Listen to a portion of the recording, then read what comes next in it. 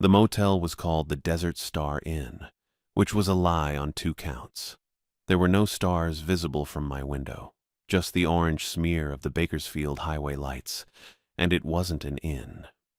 It was a row of 12 rooms off Route 99 with a vending machine that only dispensed Sprite and a parking lot that smelled like old motor oil. I'd been there 4 days. I hadn't left once. I was eating crackers from a sleeve I'd bought at the gas station next door, the kind with the peanut butter already inside. They were stale.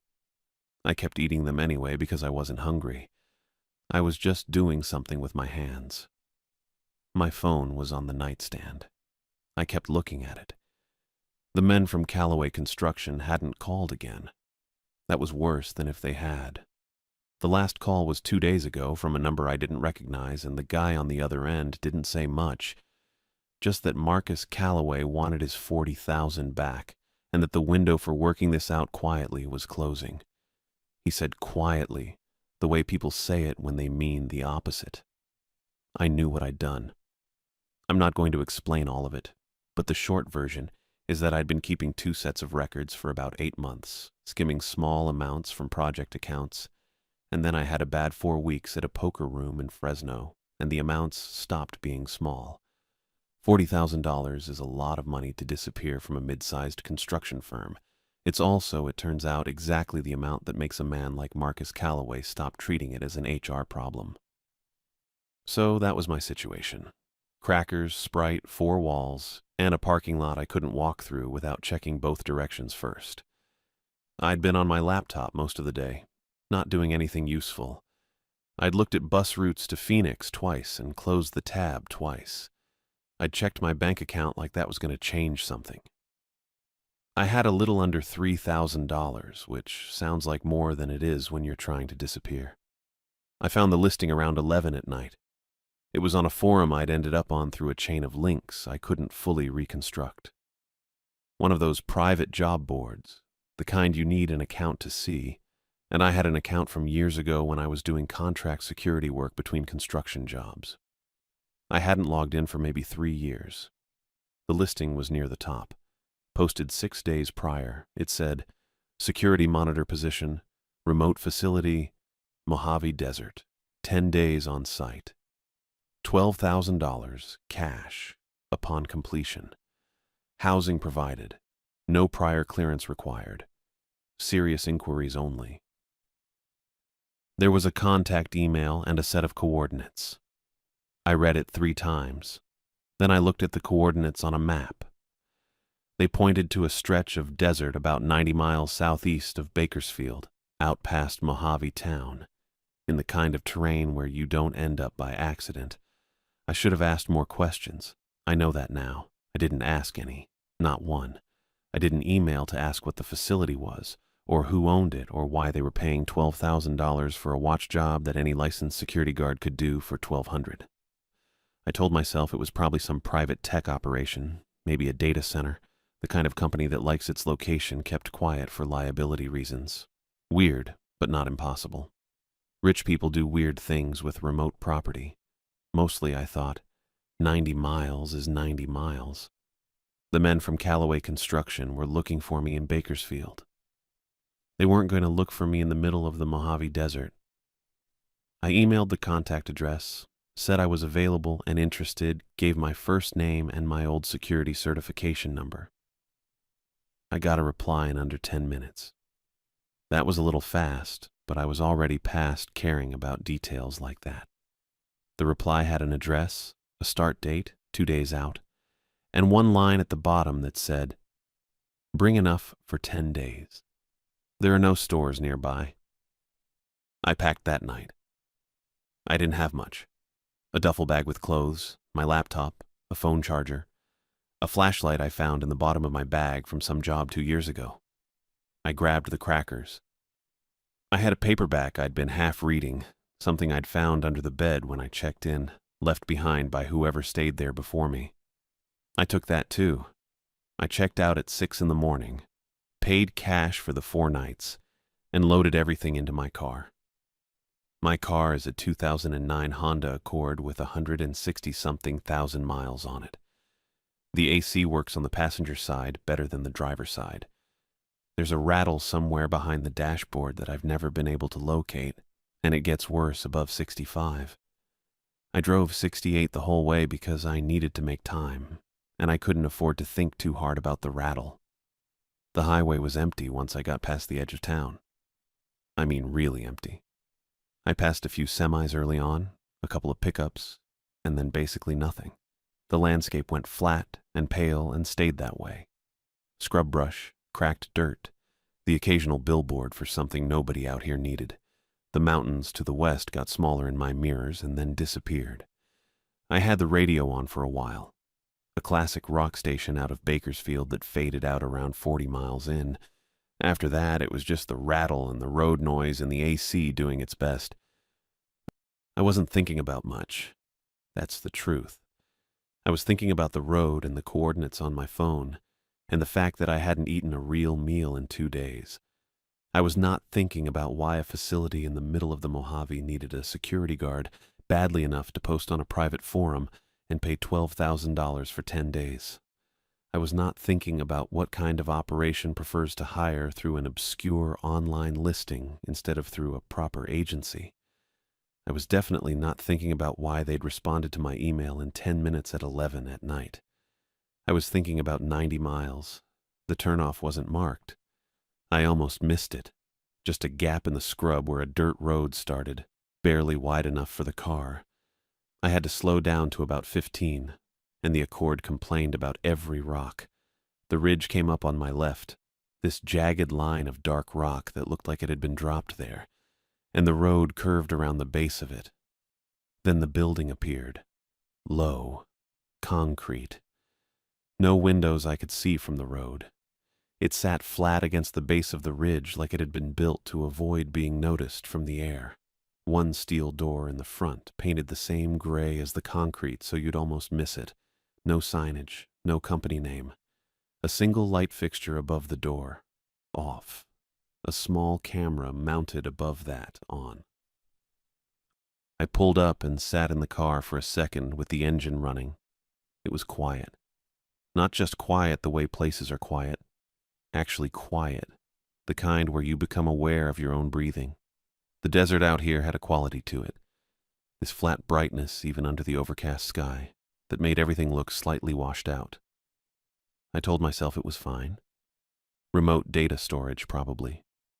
Server farms need to be climate controlled, which is easier in dry desert air. The concrete made sense. The location made sense.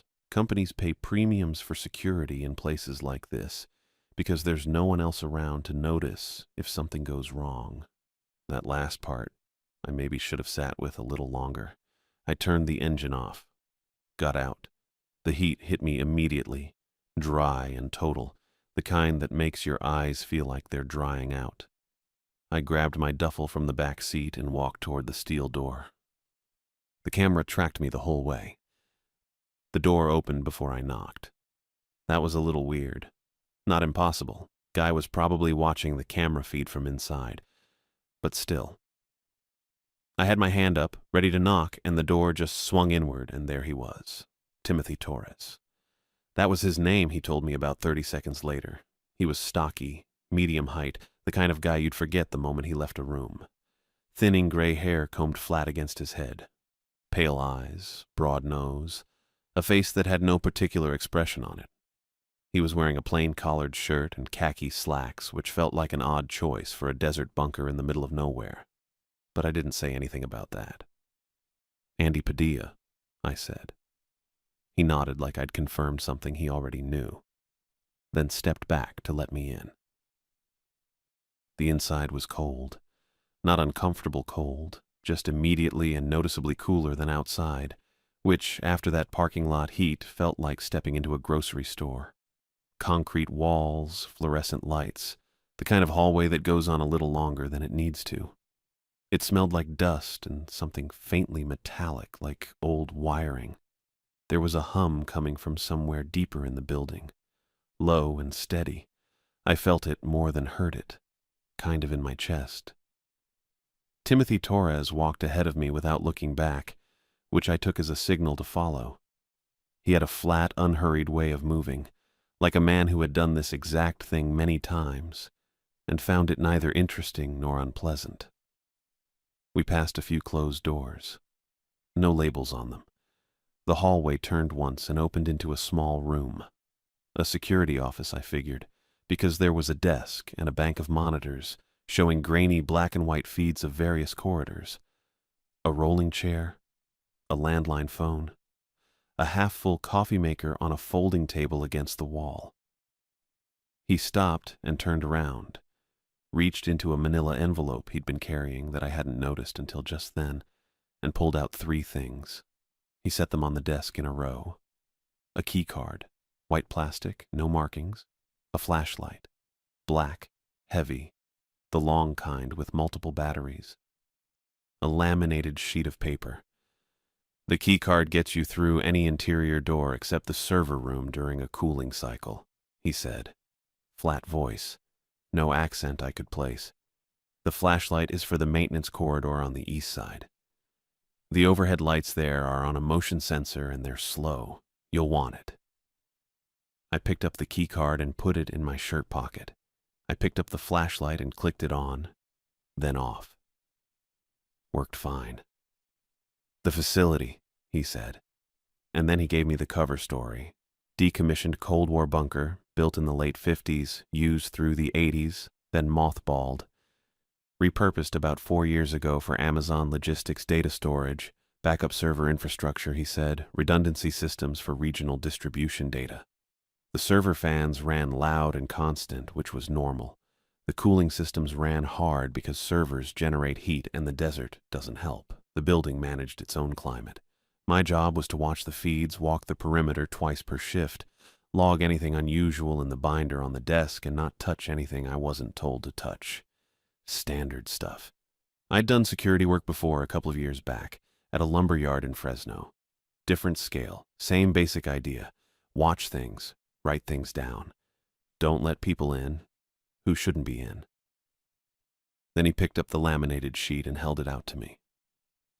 These are the operational rules, he said. They're non-negotiable. You agree to them as a condition of payment. I took the sheet. There were 5 rules, printed in a plain font, bolded at the header. Facility operational protocol. Security personnel. He read them to me while I read along, which was a little unnecessary, but I let it go. No entering the server room during a blue light cooling cycle. The server room entrance had a light strip above the door. If it was cycling blue, the room was in active cool down and the pressure differential made entry a safety issue. That one made sense. No answering any phone that rings in the cafeteria. The cafeteria was down the hall, he said. And the landlines in there were old infrastructure that hadn't been fully decommissioned.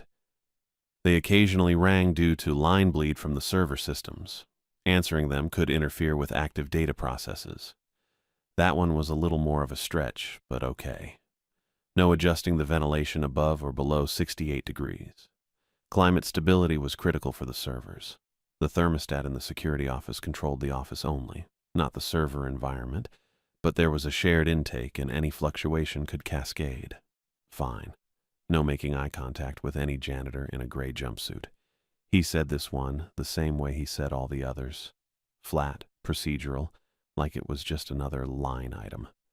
The janitorial staff worked on a separate contract and had a specific protocol for moving through the facility.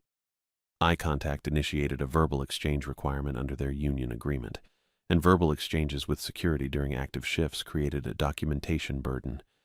It was easier for everyone if security and janitorial simply didn't interact directly. I looked up from the sheet when he said that one. He was already looking at me, waiting. I looked back down. No staring at the monitors for more than 10 consecutive minutes. Screen fatigue caused attention degradation. Security personnel were required to look away from the feeds every 10 minutes to maintain observational accuracy. That was it. 5 rules. Any questions? He said. It wasn't really a question. No, I said. He nodded, picked up the manila envelope. There's a cot in the back room, a bathroom at the end of the hall. Cafeteria has a vending machine and a microwave. I'll be on site for the first hour, then off. Number for facility management is on the binder. He paused. You won't need it. He left. I heard his footsteps go down the hall, heard a door open and close, and then it was just me and the hum. I set the laminated sheet on the desk and read through it again. The janitor one was the weird one, obviously. I'd heard stranger liability justifications from site managers, though.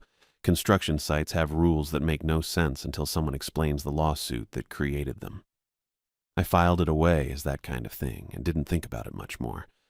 The first day was nothing. The second day was nothing. I ate vending machine chips and a gas station sandwich I'd brought in a bag. Slept on the cot in the back room, which had a thin mattress and smelled like industrial cleaner.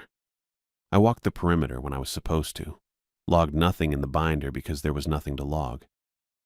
The feed showed empty hallways. The hum was constant. I got used to it the way you get used to a refrigerator running. After a while, you only notice it when it changes. I called Jacqueline on the second morning just to check in. Told her I had work, that I was fine, that I'd explain later. She said okay, in the way she says, okay, when she doesn't believe me but isn't going to push. That's her. I told her I'd call again in a few days. I kept thinking about the men from Bakersfield, whether they'd checked the motel, whether they'd talked to anyone who knew me. Out here, though, it was hard to feel like any of that was real. The desert has a way of making everything feel very far away. I was in a concrete box in the middle of nowhere, and nobody knew where I was. That was almost relaxing, in a grim kind of way. Third night, I was sitting in the rolling chair watching the feeds when I noticed I was sweating. I looked at the thermostat on the wall. It was a basic digital unit, white plastic, mounted next to the door. It read 82 degrees. I looked at it for a second, then looked at the small keypad underneath it, the one that controlled the settings, and remembered that Timothy Torres had not given me a code for that. I tried 0000. Nothing. I tried 1, 2, 3, 4. Nothing. I tried a few more combinations that seemed like the kind of thing a facility manager would use, and none of them worked. The room was warm and getting warmer, and I had no way to fix it from where I was sitting. I got up and went looking for the manual override. The laminated sheet hadn't mentioned one, but facilities like this always have them. I'd worked enough construction sites to know that every system has a bypass somewhere, usually in the worst possible location, usually unlabeled. I grabbed the flashlight off the desk and went out into the hallway. The maintenance corridor was behind a plain gray door at the far end of the main hall, past the cafeteria. I'd walked by it a few times, but never opened it. It was on the sheet as out of scope for my patrol route, which I'd taken to mean storage or mechanical, nothing to worry about. Now I had a reason to worry about it. The door opened easy. No lock, just a handle. The corridor behind it was narrow, concrete walls painted over in the same off-white as everything else, with exposed conduit running along the ceiling. Fluorescent tubes overhead, one of them flickering at the far end. The floor was bare concrete, slightly damp-looking. The air in there was cooler than the office, which was a good sign.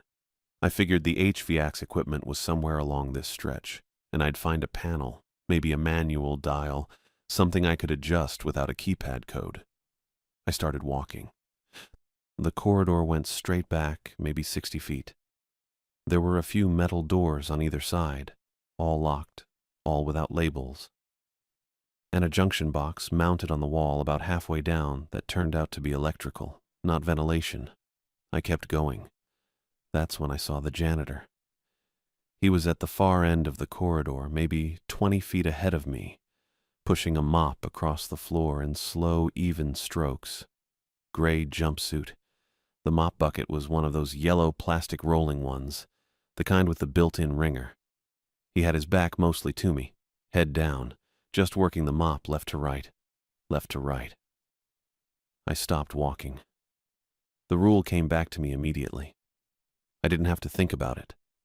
It just surfaced, the way important things do when your body already knows something is wrong.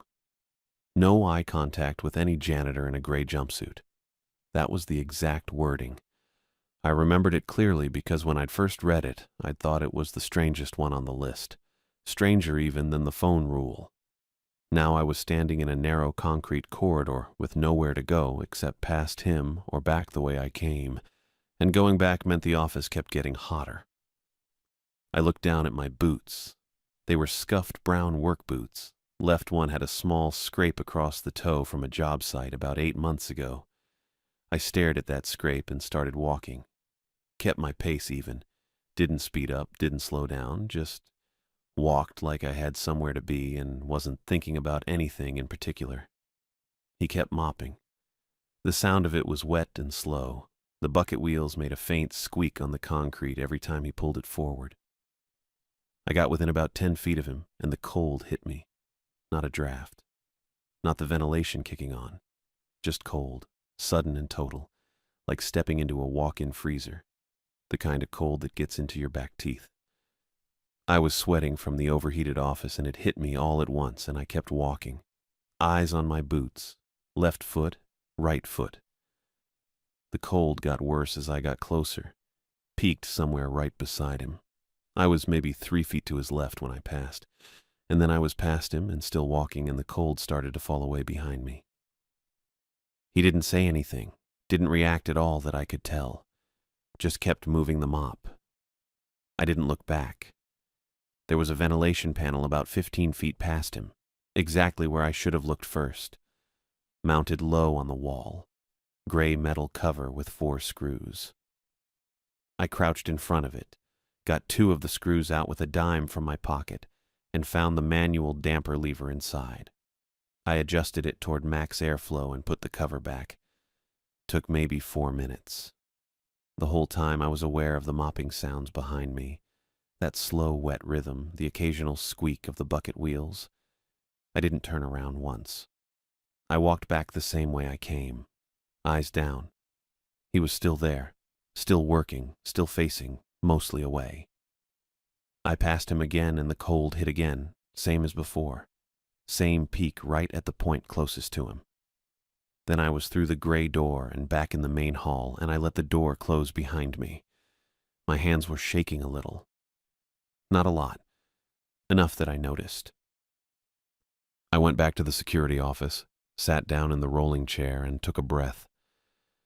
The room still felt warm, but I figured the damper adjustment would take a few minutes to do anything. I looked at the monitors.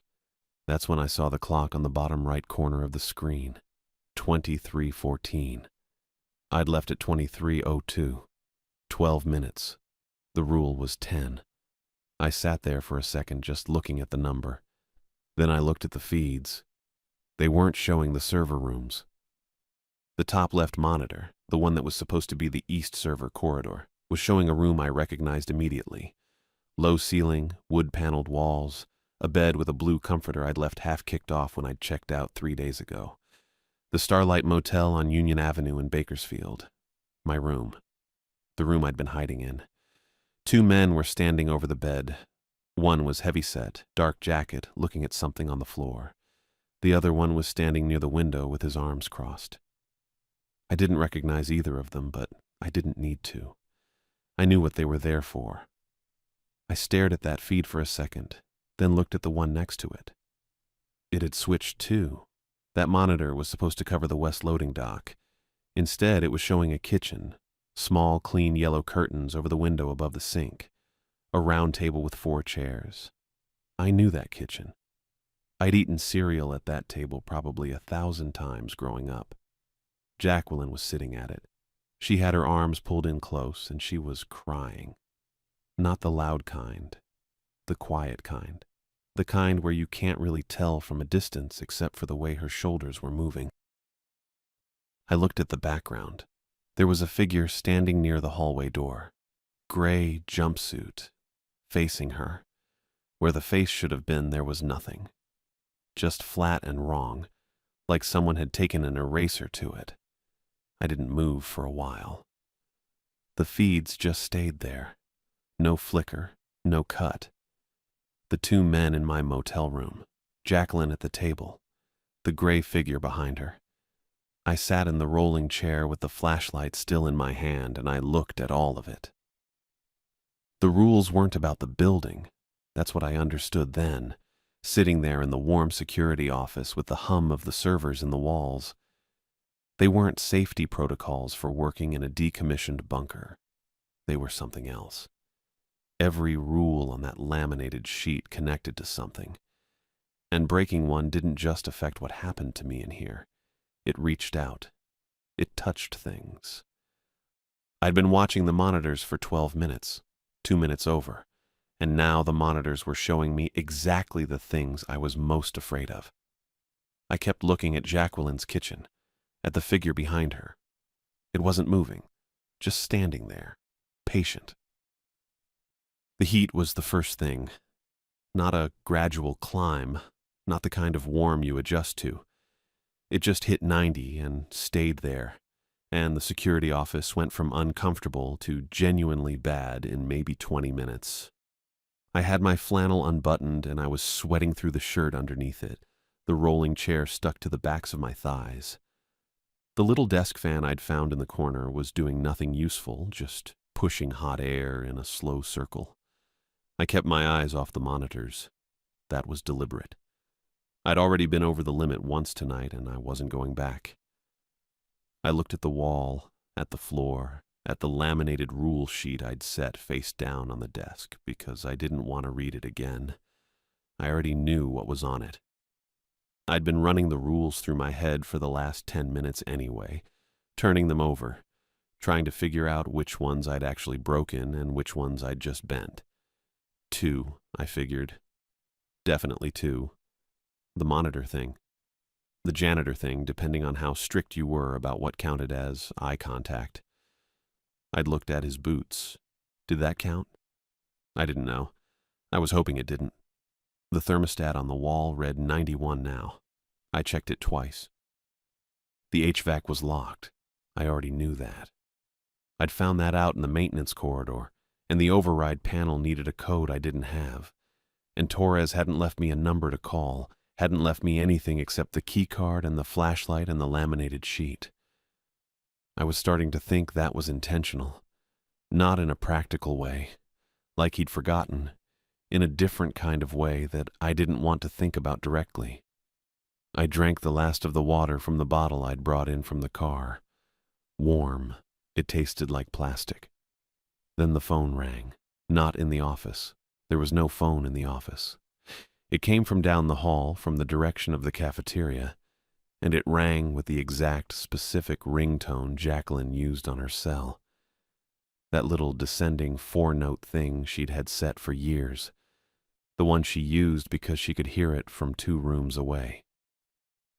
I knew that ringtone the way you know a song from when you were a kid. You don't think about it. You just know it. I stood up. I stood there for a second, not moving because I knew the rule. I knew it clearly. It was on the sheet. Don't answer any phone that rings in the cafeteria. That was the exact wording. Not, be careful answering, or check who's calling first. Don't answer it, full stop. The phone rang again.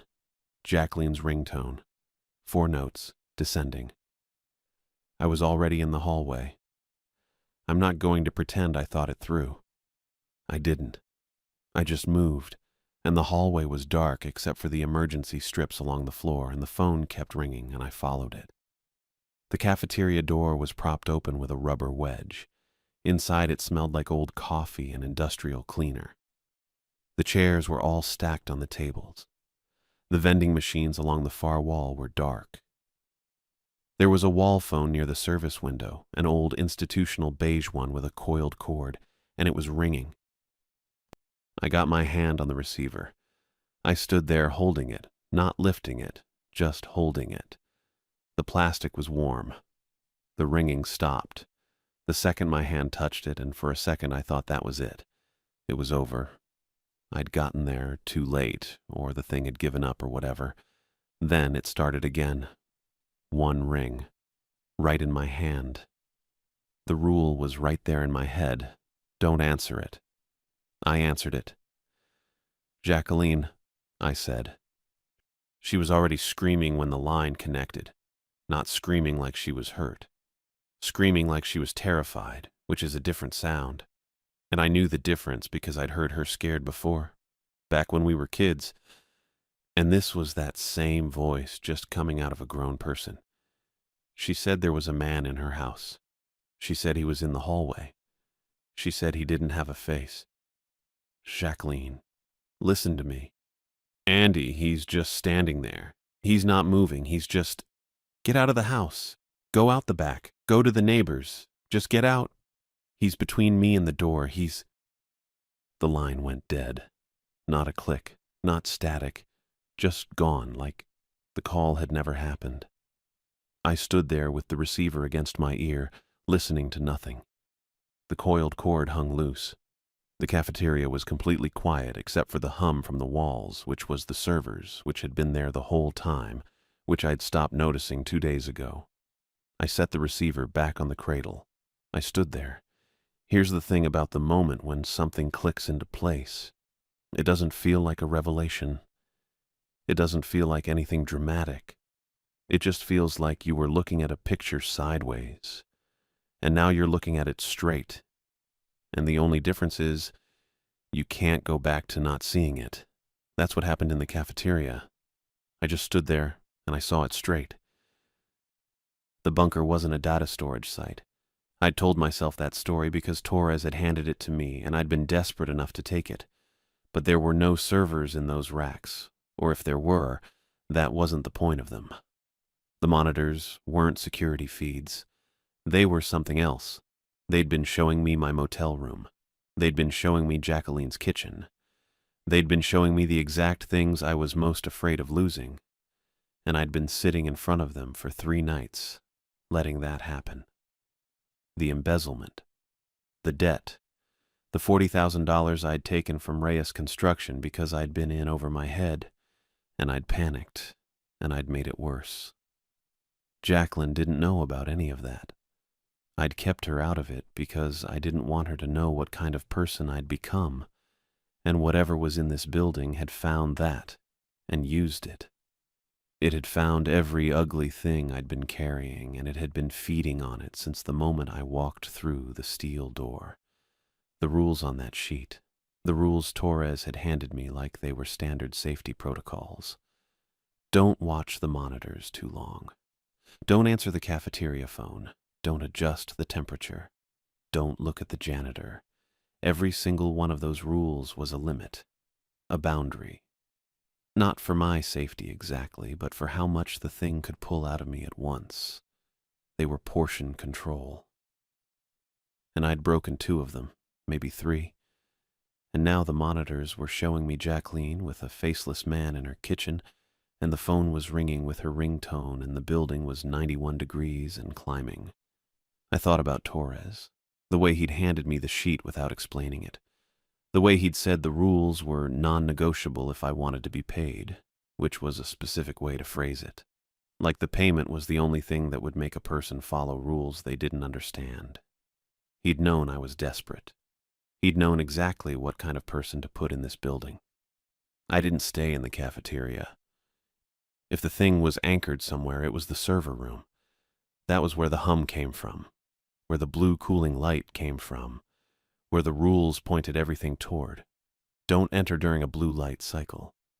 That was the first rule, the one at the top of the sheet, the one Torres had said twice, which meant that was where it mattered most, which meant that was where I had to go.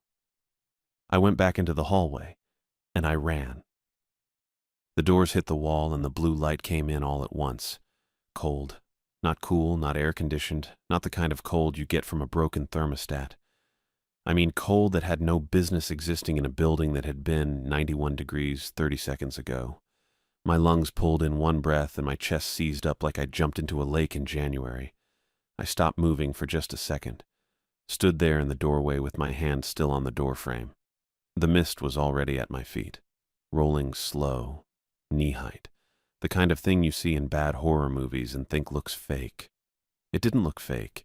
It was liquid nitrogen vapor, and it moved the way cold things move, which is heavy and low and patient. My boots disappeared into it. I could feel the temperature through the soles. And there were no server racks. That was the thing that stopped me more than the cold. I'd built up this whole picture in my head. Rows of black towers, blinking lights, cable management, the kind of setup you see in tech company photos. Nothing. The room was wide and mostly empty. Concrete walls, concrete floor, the blue strobe light coming from somewhere overhead. And in the middle of the room, taking up maybe a third of the space, was the thing. I don't have a better word for it than mass. It was big. It was translucent, sort of, the way a jellyfish is translucent. You can see through it, but you're not sure what you're seeing. It pulsed, slow and rhythmic, like it was breathing, and the blue light strobed against it and through it, and the whole room had this underwater quality that I really didn't need on top of everything else. It was shaped like a lung. One lung, not two. Attached to the cooling system by what looked like thick tubing at the base, and the tubes were frosted over and the whole thing was moving. I stood there for probably 4 seconds. That's me. Real decisive.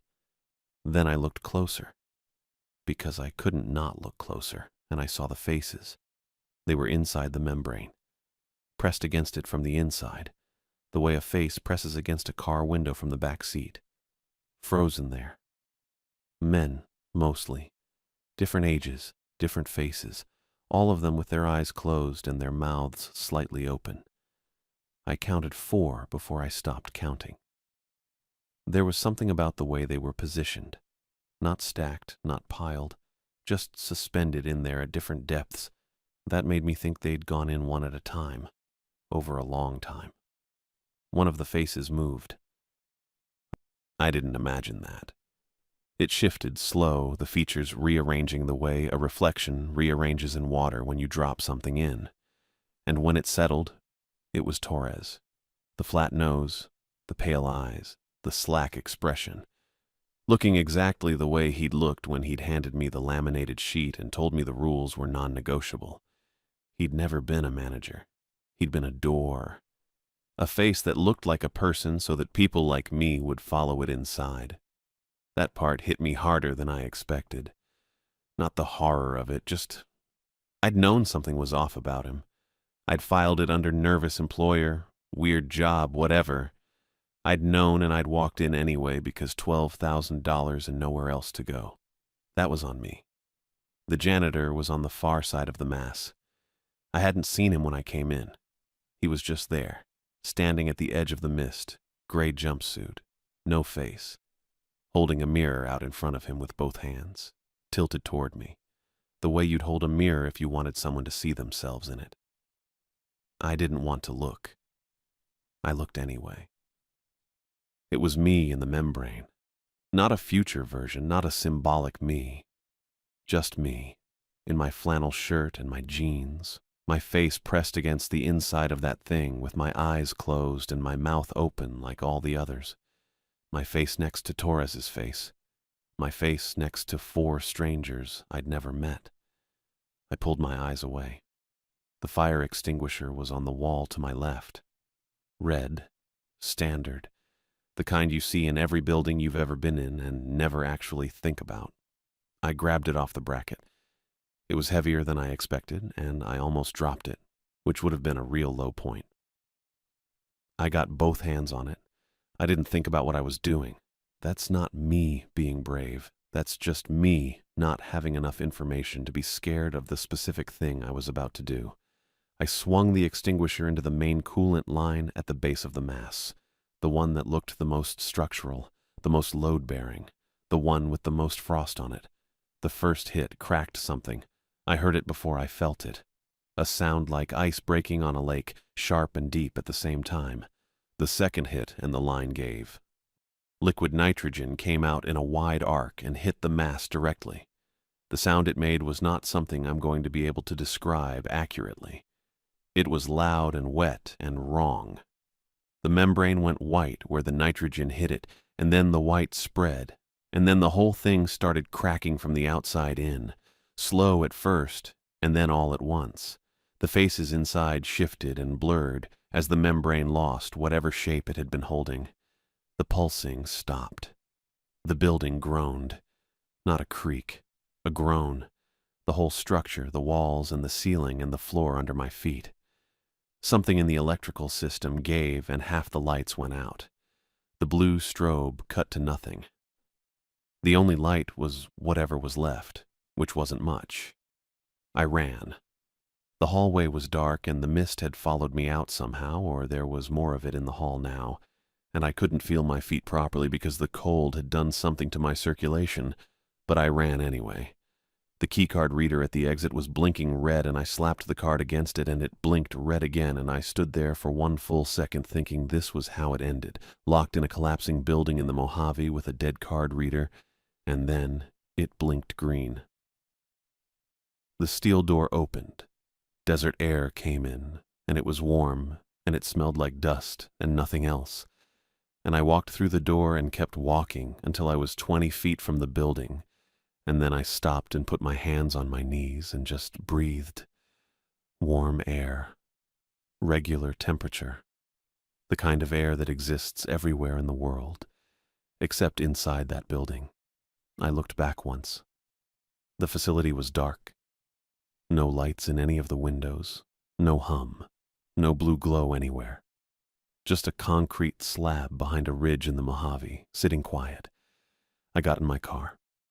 The engine started on the second try, which felt like more than I deserved. I pulled off the gravel lot and onto the access road, and I didn't look in the rearview mirror. I got to the main road and I drove north and I didn't stop.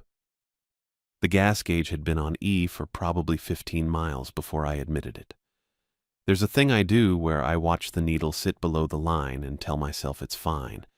There's always a little left, the gauge is always wrong. That's me. I do that with a lot of things. The Chevron sign came up on the right just before Barstow and I pulled in, filled the tank with the last of the cash I had in my jacket pocket, and stood there in the dark holding the nozzle while the numbers climbed. The desert at night is cold in a way that surprises you every time. Dry cold. The kind that gets into your collar and just sits there. The pump clicked off at $41 and some cents. And I stood there a second longer than I needed to. Just because the air was regular air and the ground wasn't vibrating and nothing was making any sound except the highway. There was a diner across the street. One of those places with a hand-painted sign and a parking lot that's half gravel. I could see the lights through the window, orange and warm, and a waitress moving around inside. I didn't have much money left, but I wasn't going to sit in the car. I went in and took a booth by the window. The seat was cracked vinyl, red, patched with electrical tape in 2 places. The table had a little laminated menu tucked behind the napkin holder. The place smelled like coffee and fryer oil, and I realized I hadn't eaten in probably a day and a half, maybe more. I'd lost track somewhere around the second night in the facility. The waitress came over. She was maybe 50, hair pulled back, pen already out. I ordered coffee and eggs and toast, and she wrote it down without asking anything else and left. Good. I wasn't in a talking place. I put my phone on the table. The screen had a crack across the bottom corner that I didn't remember happening. I sat there looking at it for a minute. I knew I needed to call Jacqueline. I'd been not calling her for about 2 hours of driving, and the whole time I'd been building up this version of what I'd hear when she picked up, her voice shaking, or no answer at all. Or something worse that I didn't let myself name. I picked up the phone and called her. She picked up on the 3rd ring. Andy? Hey, I said. It's like 1 in the morning. I know, sorry. I looked out the window at the parking lot. You okay? I'm fine. I was asleep. She sounded annoyed the way she gets when she's actually fine and just tired. Not scared. Not shaking. Are you okay? You sound weird. I'm okay. I had a weird few days. I wanted to check in. She was quiet for a second. Did something happen? No, I said. Nothing happened. I just wanted to hear your voice. That landed kind of strange, and I knew it. Jacqueline doesn't love when I get sentimental because it usually means I've done something, and I'm softening her up for it. She knows me pretty well. Andy. I'm serious. Nothing happened. I'm in Barstow. I'm eating eggs. Why are you in Barstow? I was doing a job out near the desert. It's done now. She made a sound that wasn't quite believing me, but wasn't pushing it either. Are you in trouble? No, I said, and that was mostly true. Different kind of trouble than she meant. Has anyone come by your place? Recently? Like in the last few days? What? No. Why would anyone come by my place? No reason. Just asking. Andy, that's not a normal thing to just ask. I know. I'm sorry. I stopped. The waitress set down my coffee and I nodded at her. I had a weird job and I got a little paranoid. That's all. No one came by? No one came by. I've been home all week. I've been watching that Netflix thing about the competitive bakers, which is extremely good, and no one has come to my door. She paused. There was no gray man. There was no anyone. I hadn't said anything about gray. I hadn't said anything about a man. What? I said. I said no one came by. Gray man, no anyone. I don't know what you're worried about. She'd just said it. Like it was a normal phrase. No gray man. I sat there for a second with the phone against my ear and my coffee getting cold in front of me, and I told myself she'd just mirrored my energy, picked up on the weirdness in my voice, and said something that sounded like what I was worried about. That was it. That's what happened. I didn't push it. Okay, I said. Good. I'm glad you're okay. I'm fine. I've always been fine. You're the one who calls at 1 a.m. from Barstow.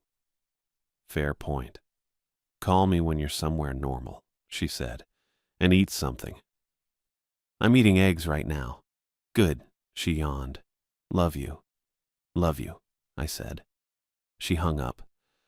I sat there with the phone face down on the table, and I ate my eggs and my toast, and I drank 2 cups of coffee, and I didn't think too hard about anything. The diner had a little speaker in the corner playing something country and low.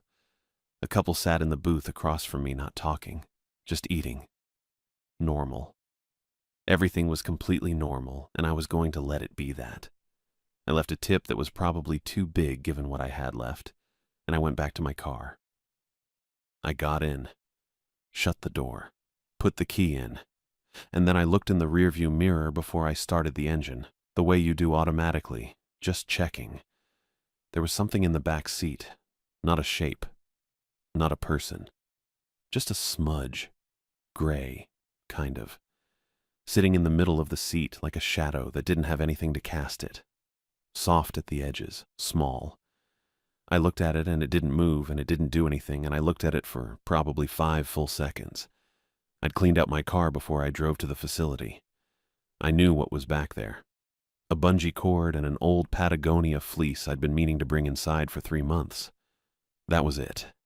No smudge, no gray anything. I sat with that for a second, then I started the engine. I pulled out of the lot and onto the road and merged onto the 15 heading north, and I watched the mirror. The smudge sat there, small and still. When I accelerated, it didn't shift. When I changed lanes, it stayed put. Just sitting there in the middle of the back seat, patient, like it had always been there and had nowhere else to be. I thought about what I'd done in that room. The coolant line, the nitrogen across the floor, the lung cracking open and the whole building going dark. I'd thought I'd ended it. I'd been pretty sure I'd ended it. I hadn't ended it. I'd just moved it. I kept driving. The highway was mostly empty this far north, just the occasional truck with its lights way out ahead. The desert on both sides was dark and flat and went on forever in every direction. I had maybe $400 left, a half tank of gas, and whatever was sitting in my back seat. Oregon. I didn't have a reason for Oregon specifically. I'd just said it in my head when I was driving away from the facility, and it had stuck. North. Somewhere north. Somewhere that wasn't Bakersfield and wasn't a concrete bunker in the Mojave and wasn't a motel room where 2 men had stood over my unmade bed. I kept my eyes on the road and checked the mirror every few minutes. The smudge stayed small, stayed still. I got the feeling. And I know this sounds like the kind of thing a person says when they're losing it, but I got the feeling that it was manageable as long as I kept moving. That stopping was the problem, that the facility had been a stopped thing, a place where something sat and waited and fed, and as long as I was the opposite of that, as long as I was moving and burning gas and covering ground, the thing in the back seat didn't have room to grow. Maybe that was wrong. Maybe I'd figure that out later. I drove north. The smudge watched me from the back seat. The highway stretched out ahead, and I kept my hands on the wheel, and I drove,